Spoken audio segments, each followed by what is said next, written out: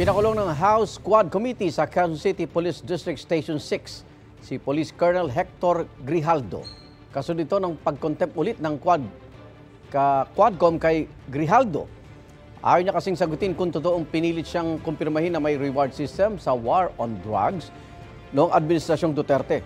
Sa pagdinig ng Senate Blue Ribbon Committee Subcommittee noong October 28, 2024, sinabi ni Grijaldo na sina Quadcom co-chairman Dan Fernandez at Benny Abante ang nag-utos umano sa kanya na gawin ito.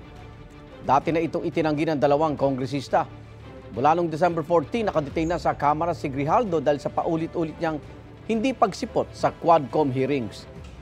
Kinumpirma rin sa pagdinig ni na dating Bureau of Customs Commissioner Nicanor Paildon at Isidro La Peña na mayroong TARA system noong panahon nila at sinubukan daw nilang pigilan. Ito ang padulas umano sa BOC, Bureau of Customs, para mapabilis ang proseso at hindi na dumaan sa inspeksyon ang mga imported shipment. Pero si BOC Legal Service Director Tristan Langkay, na matagal nang nasa ahensya, wala raw alam dyan.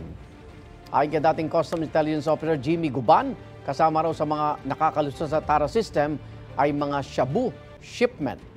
Davao Mafia umano may control sa BOC noong Administrasyong Duterte at hindi mga Customs Commissioner. Wala bang pahayag dito ang dating Pangulo.